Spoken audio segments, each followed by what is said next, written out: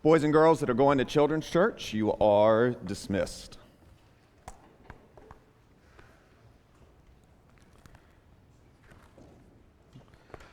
Boys and girls today that are in the room, I'm only going to give you 3 of your 4 boxes. I am not forgetting the 4th box. I'm intentionally letting you listen and draw what you think is important from the sermon in the 4th box. Okay, so I've only got it planned to give you 3 boxes. Box number 4 is for you to take notes on your own from something that you learn or think is important from the text today. You can do that early in the sermon, you can do that late, but this is a good way for you to take some notes as we go. This morning we're going to continue in our series in the book of Acts. We're in Acts chapter 12. If you're using the Pew Bible, it is on page 1094. Today in the text, we're going to swing back to Jerusalem. We're going to swing back to the life of Peter. These middle chapters, really starting in Acts chapter 9 or so, there's a lot, 7, 8, and 9, there's a lot of swinging that's happening. It's like one chapter goes this way and this location, and the next chapter jumps to Jerusalem, and this chapter jumps over here, and this chapter jumps over to here with a different lead character in so many cases. Starting next week, the majority of the rest of the book of Acts will actually be about tracing the missionary work of God through Paul. That'll be next week, but this week we're back in the Jerusalem area with a focus on Peter, really for an almost final time. All right, as we read from Acts chapter 12 in a moment, if you can read that Bible and it makes sense to you in a way that a normal one doesn't, or the font is a good size for you, you're welcome to be our guest to keep that Bible, to read it throughout the week. Our church believes that God's Word is trustworthy, authoritative, and it's something we should read regularly, not just on Sundays when we gather. So we'd encourage you to keep a copy of that or have a copy of the Bible that you read from, discuss with others, and try to live prayerfully according to God's power and His plan for you in the gospel. I'm going to read all of chapter 12, and we're going to come back and talk about it bit by bit. About that time, Herod the king laid violent hands on some who belonged to the church. He killed James, the brother of John, with the sword. And when he saw that it pleased the Jews, he proceeded to arrest Peter also. This was during the days of unleavened bread. And when he had seized him, he put him in prison, delivering him over to 4 squads of soldiers to guard him, intending after the Passover to bring him out to the people. So Peter was kept in prison, but earnest prayer for him was made to God by the church. Now when Herod was about to bring him out on that very night, Peter was sleeping between 2 soldiers, bound with 2 chains, and sentries before the door were guarding the prison. And behold, an angel of the Lord stood next to him, and a light shone in the cell. He struck Peter on the side and woke him, saying, "Get up quickly." And the chains fell off Peter's hands. And the angel said to him, "Dress yourself, put on your sandals." And he did so. And he said to him, "Wrap your cloak around you and follow me." And Peter went out and followed him. He did not know what was being done by the angel was real, but he thought he was seeing a vision. When they had passed the first and the second guard, they came to the iron gate leading into the city. It opened for them of its own accord. And they went out and went along one street, and immediately the angel left him. When Peter came to himself, he said, "Now I am sure that the Lord has sent his angel and rescued me from the hand of Herod and from all that the Jewish people were expecting." When he had realized this, he went to the house of Mary, the mother of John, whose other name was Mark, where many were gathered together and were praying. And when he knocked at the door of the gateway, a servant girl named Rhoda came to answer. Recognizing Peter's voice in her joy, she did not open the gate, but she ran in and reported that Peter was standing at the gate. They said to her, "You're out of your mind." But she kept insisting that it was so. And they kept saying, "It's his angel." But Peter continued knocking, and when they opened, they saw him and were amazed. But motioning to them with his hand to be silent, he described to them how the Lord had brought him out of the prison. And he said, "Tell these things to James and to the brothers." Then he departed and went to another place. Now when day came, there was no little disturbance among the soldiers over what had become of Peter. And after Herod searched for him and did not find him, he examined the sentries and ordered that they should be put to death. Then he went down from Judea to Caesarea and spent time there. Now Herod was angry with the people of Tyre and Sidon, and they came to him with one accord, and having persuaded Blastus, the king's chamberlain, they asked for peace, because their country depended on the king's country for food. On an appointed day, Herod put on his royal robes. He took his seat upon the throne. He delivered an oration to them, and the people were shouting, "The voice of a God and not of a man." Immediately, an angel of the Lord struck him down because he did not give God the glory, and he was eaten by worms and breathed his last. But the word of God increased and multiplied. There's a lot that's happening through here, so I want to recap, and then I want to walk back through. The beginning and the end of this text tells us what this text is about. It's about God accomplishing his purposes despite King Herod thinking he's important. Okay?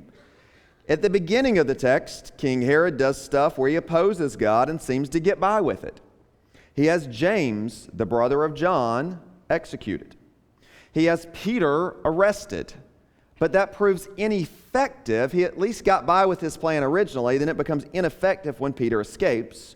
And then at the end of the text, it's him that does not escape. The end of the text deals with Herod's earthly day of reckoning, showing that pride truly leads to destruction and a haughty spirit to a fall. Herod begins by feeling large and in charge, appealing to the masses of the Jewish people by killing a leader of the Christians, James. And when he sees that that makes the crowd's happy, he decides Peter's up next. Though that didn't work out well for Herod, he still likes feeling large and in charge. And at the end of the text, when the crowd plays to his ego, he says, "Yep, that's me. I'm a god." And then God shows Herod how much he is not God. Herod thought he was in control, especially when it went well according to his plan, but then he later realizes he isn't in control at all. Yeah, we'll talk about Peter's escape in prayer.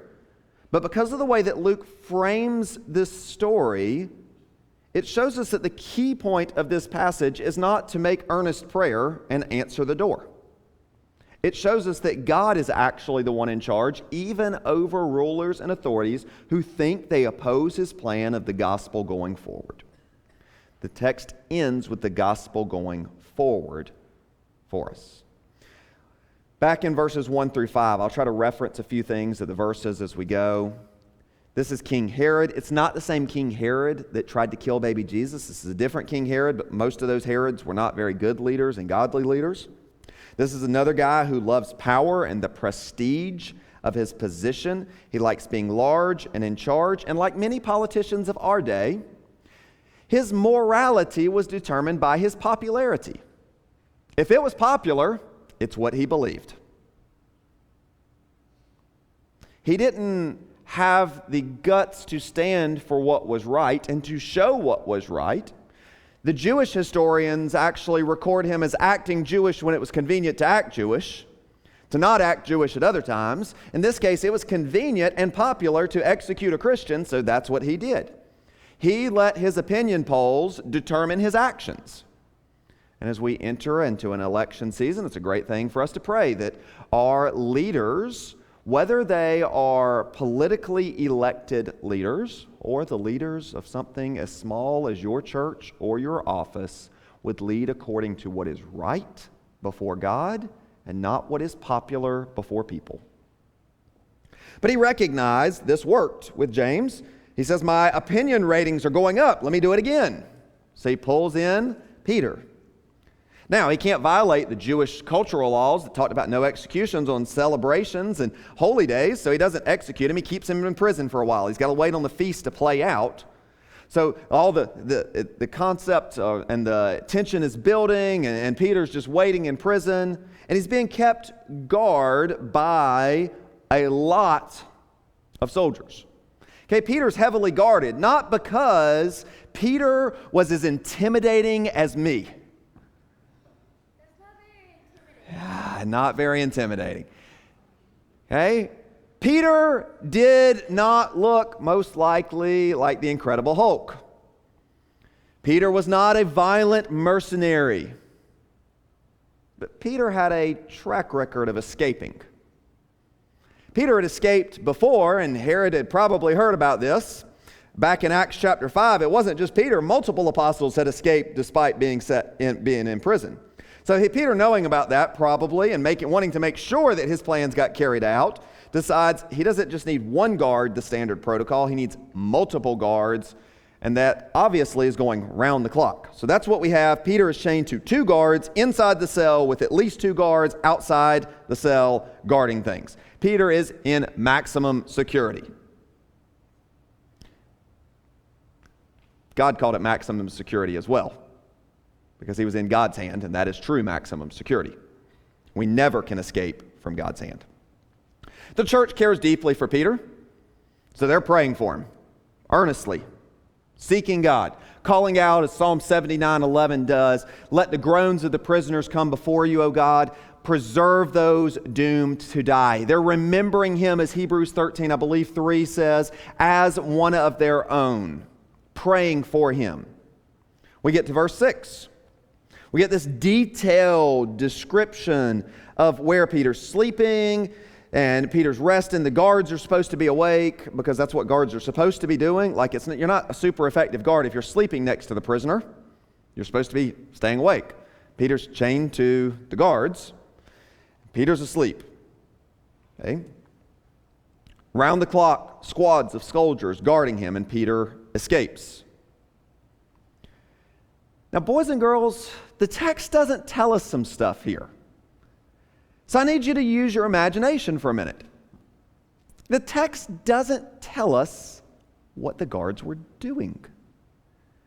The text doesn't tell us how Peter escaped. Exactly. It gives us a description, but in box 1, I'm going to let you draw what you think happened. Did God use some miracle sleeping dust to put onto the guards, and the guards who were supposed to stay awake, had spent their whole life training and being equipped to do this, all of a sudden all fell asleep? Did God use some sleeping dust and make the guards fall asleep? Or did God give Peter an invisibility cloak? And did he go out that way? How, in your imagination, did Peter escape? The Bible doesn't give us all the details. It tells us that the chains fell off of his hands. It tells us that the gate opened miraculously for him. But we don't know if it's sleeping dust, if it's invisibility cloak, or something else. We do know he walked out. We know he put his sandals on. We don't know the guards were there, but we don't know. So it's your pick. Draw what you want to using your imagination. What is very clear is it's miraculous. It's so miraculous that Peter even thinks he's dreaming when it's occurring. That is somewhat on the comical side of things, but when we get to verse 12, it really takes a comical turn. Because Peter escapes at God's direction. He goes to where the disciples are gathering and praying, and he knocks on the door. A servant girl, Rhoda, shows up, and it's like, "Hey, I'm Peter, I'm escaped." And she's like, "Yes!" And she doesn't open the door. Now, some of you boys and girls have a rule in your house that you can't open the door without asking your parents. Maybe that was the rule for Rhoda.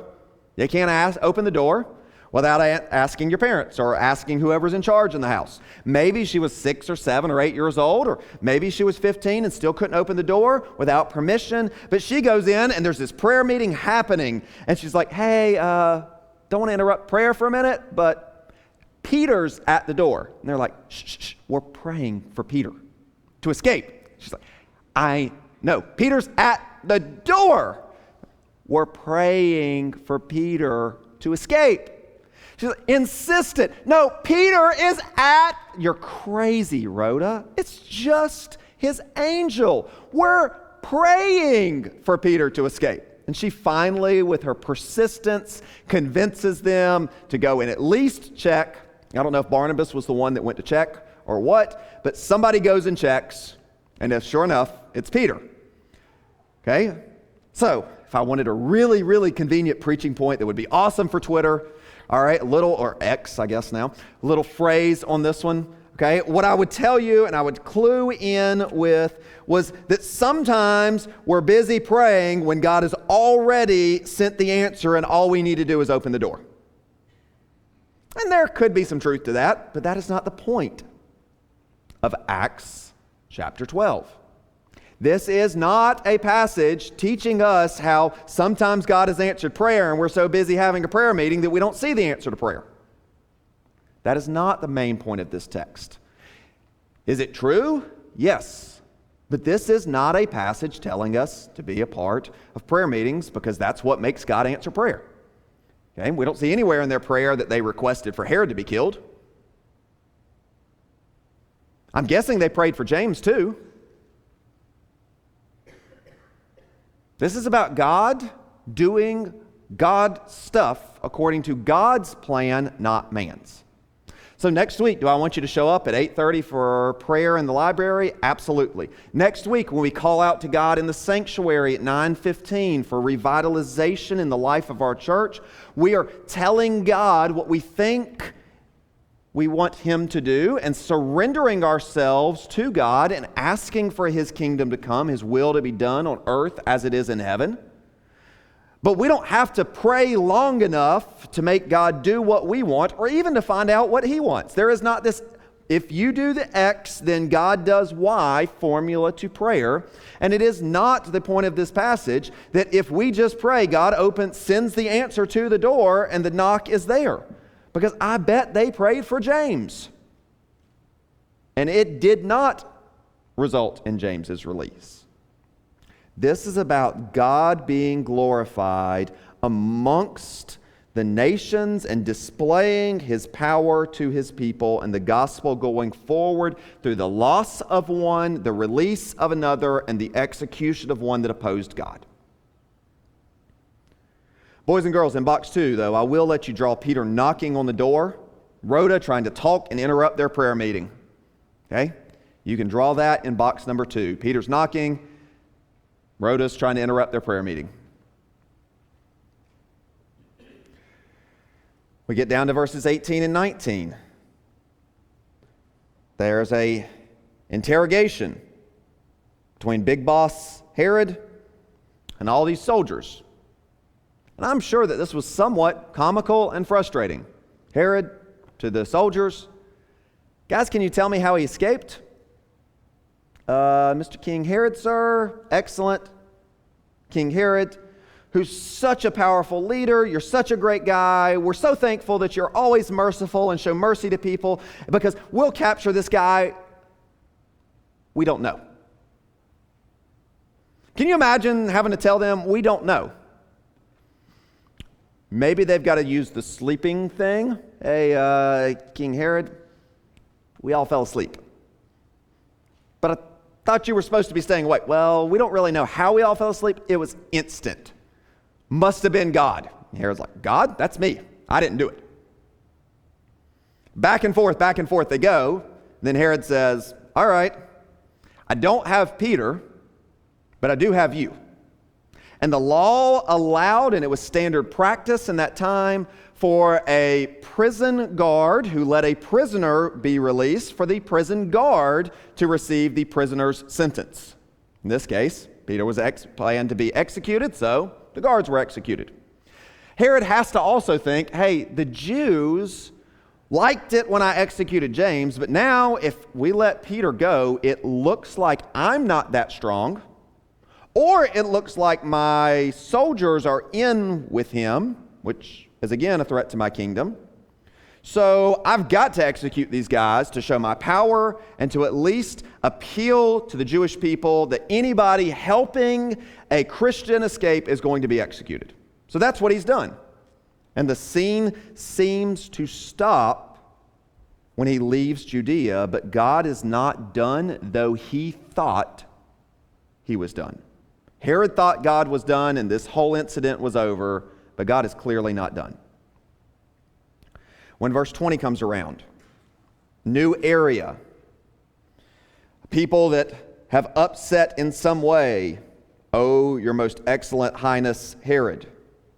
It's about Herod, again, the angry king now, and people don't like him when he's angry.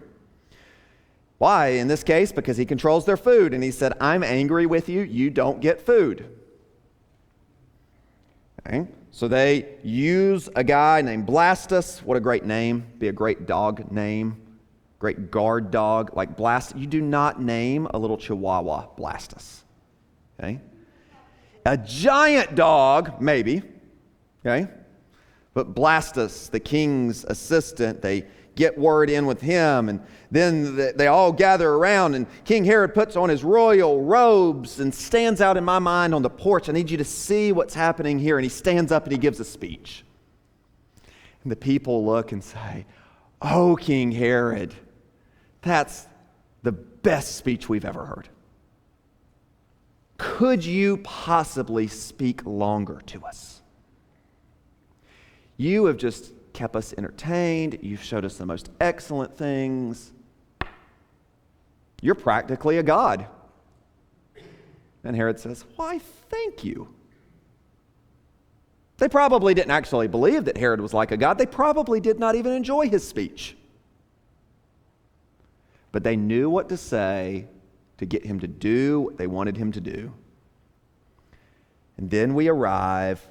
We're going to put this on verse 23. Put it on the screen for me, please. To what happens to King Herod.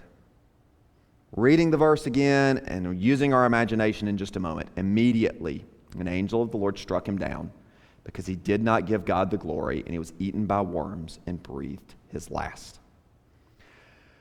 Boys and girls, I've had so many thoughts about this verse this week. I've had a conversation with some of you about this verse this week. You know, sometimes I like watching Christian movies about the Bible, but sometimes it just ruins my imagination because they show me something and then I can't think of another way that it should occur. I've never seen this scene played out, I think, or even a picture of it probably in a children's Bible. I need you to use your imagination for a minute. Herod's in his royal robes. He's been giving his speech. Man eating worms. Now, when I see the word immediately, what my brain wants to think, I'll tell you the way that my brain first wants to play this. Okay? Totally in a video game mode. Set to like Super Mario, where there's this worm that comes across the screen. He's kind of like a caterpillar, but he has a head the size of a basketball, and he's like 10 or 12 feet long, and he just comes through, and King Herod's in his robes, and he just starts eating him, and he can eat like leg down in one bite. That's the way my brain wants to play this scene. I don't know what your brain is doing with this scene. I've let it wander for a minute or two, but I want to tell you what I think likely happened in this scene, which is actually more impressive than 10-foot-long worms with basketball-sized heads. Luke is a medical doctor. The author of Acts is a medical doctor. And he does not say that these were 10-feet-long worms or anaconda-sized worms with heads the size of a basketball and that could breathe fire or anything else that you can imagine, or giant gnarly teeth, and that at that moment they just come up and devour him. Okay? It doesn't say that. Luke, as a medical doctor, was aware of medical conditions to some degree, and likely what occurs from recounting both Luke's version here and a Jewish historian on what happened with Herod, likely he had intestinal worms, which are really nasty. Okay? And they essentially eat you from the inside. You get them from not having good hygiene, or the person that cooked things not cooking them all the way. It's one reason why you should wash your hands before you eat. Parents, that's a bonus for you. I gave them that. Okay, you don't want to get eaten by intestinal worms. Lots or several intestinal worms. And it's essentially over about a 5-day period, according to the Jewish historian, King Herod, mighty King Herod, has all sorts of stomach problems, intense pain, nausea, all the upset stomach problems and dies a horrendous 5-day death from something as ignoble and insignificant as somebody probably didn't cook his food all the way, or he didn't have his hands clean when he ate. Now remember, King Herod thought he was important. If a giant worm that could go super fast and had huge teeth ate him, he would at least feel like it was a noble enemy that ate him. Like, if you get eaten by a grizzly bear, you could be a tough guy. If you get killed by a sloth, I'm just saying, you're not that tough. This is kind of the equivalent of King Herod not getting eaten by a grizzly bear, but dying in great humility. His pride brought him destruction. His high spirit brought on a fall. We can think we're large and in charge, and God can remind any one of us through something as small as your hands or hygiene or food bringing on death.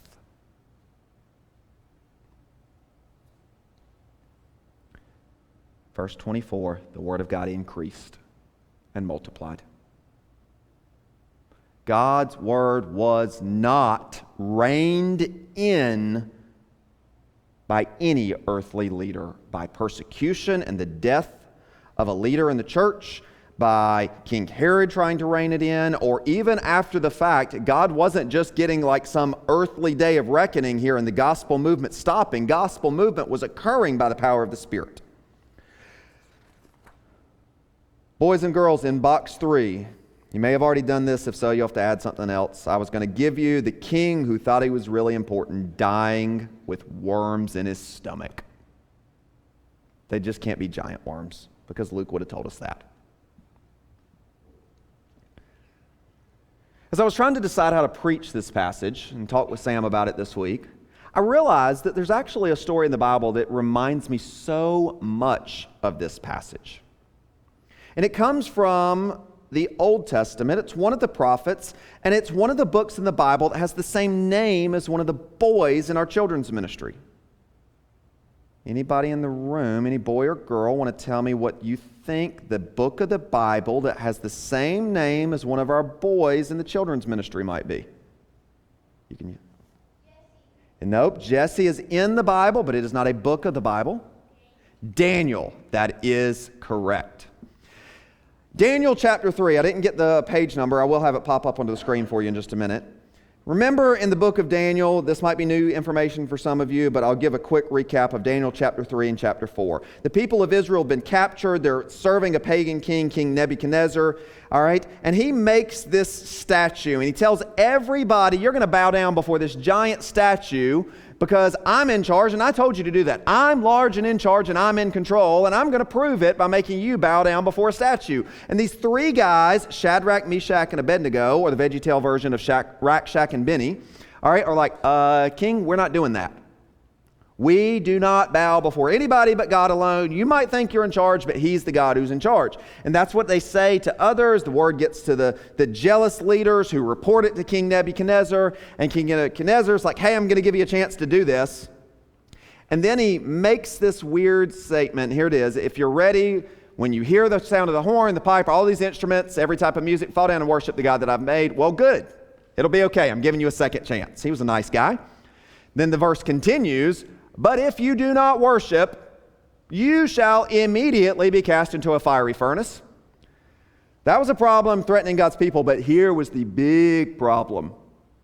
Who is the God who can deliver you out of my hands? The same thing that Herod was dealing with. The voice of a God, not a man. He's like, yep, that's me. I'm a God. In this case, Nebuchadnezzar says, not only, there's no God that can deliver from you. I'm bigger than any God. Is what Nebuchadnezzar says. So the verse continues. Here's the guy's responses as we go through Daniel chapter 13. We don't even need to answer you, they say. Your question is such a bad question, it doesn't even demand an answer. But we'll tell you just in case you need to know, O king. As the text continues, if it be so, our God, whom we serve, he's able to deliver us from your little tiny fiery furnace. And he will deliver us out of your hand, O king. If the verse just stopped there, it would be an incredible act of faith, but then it gives us something that helps us in James's situation, not just Peter's. But if not, let it be known to you, O king. Our God that we serve, he's still worth it. We will not serve your gods or worship the golden image you have set up. Our God is able to deliver, but even if he doesn't, we're still not bowing down to you, O king. From verses 15 on, they say, our God is worthy of worship instead of you. We're not bowing to a silly statue. Our God is bigger than the pressure. And if our God doesn't rescue us, he was still worthy of our praise. That's what we have with James early in Acts chapter 12. I'm guessing, just from the way that Herod liked power, that if James had wanted to recant on the Christian faith and come out and publicly and say, oh, I got this whole thing wrong, King Herod, and the Jewish people are right, he would have paraded him in front of everybody. And the Bible doesn't tell us that. So I'm just reading from the rest of the speculation that James was faithful until the finish because he died for his faith. James died for his faith, demonstrating God was bigger than anything death could take from him. Now, some of you may remember from Daniel 3, God displays his power. Rakshak and Benny are in the fiery furnace. The fiery furnace kills the guards. Oh yeah, isn't that like what happens in Acts 12? Yes, the guards get killed. Okay, the guards die. God shows his power in Daniel 3 as the fourth person and keeps the three men safe, pulls them out, and Nebuchadnezzar's like, whoa, that was impressive. But he has a short memory about the impressive nature of God, because when chapter 4 comes around, we get a different situation. Now, God did experience Peter did experience God's deliverance, like Rakshak and Benny, that God was bigger than any trial. James experienced God's deliverance not from death, but through death, and God's preserving power that helped him be faithful to the end, confessing that eternal deliverance was better than any earthly deliverance that could come from abandoning his faith. Rakshak and Benny confessed to the king, Nebuchadnezzar, who was really in charge. They told them that God was bigger and God was better. The similarities don't end in Daniel 3, though, because in Nebuchadnezzar's case, in Daniel 4, Nebuchadnezzar thought he was so important, God humbles him and actually makes him act like an ignoble beast for a long period of time, where he lets himself go and acts like an animal. Be very careful about thinking you are large and in charge. Pride goes before destruction, and a haughty spirit before a fall.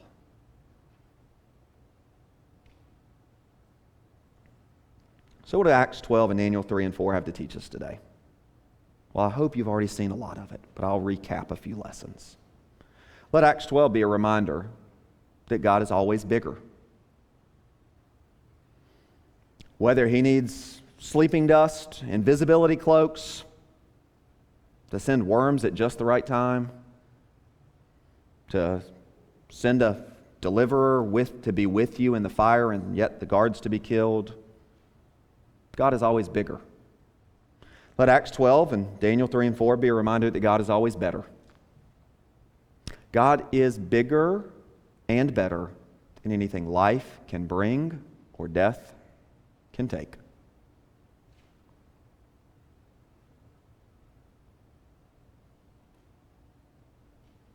Whether God is delivering from death or abiding with you and delivering through death, God is bigger and better than anything life can bring or death can take. Let Acts 12 and Daniel 3 and 4 be a reminder to humbly worship God when he delivers from trials and when he walks with us through trials. Humble worship.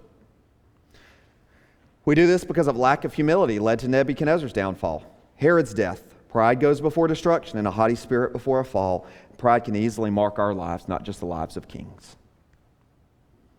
We need humility as a church. We can learn humility because they didn't even recognize God's answer when God had sent it. We do this because Peter Didn't realize all that God was doing. He thought he was dreaming. If guys like this don't always figure it out, we shouldn't think so awesome of ourselves always figuring it out. We're to worship God in humility, recognizing that our ongoing life is sustained by Him, that something as insignificant as cleanliness can bring about death, that something as insignificant seeming as slipping and falling, a tiny cut, or anything else can bring about death. That is not a cause to worry. It's a cause to trust in God. Be thankful for His sustaining grace and mercy in your life. We're to worship God in humility because He controls even those that think they're in control. We're to worship God in humility because He was the one who was actually in control.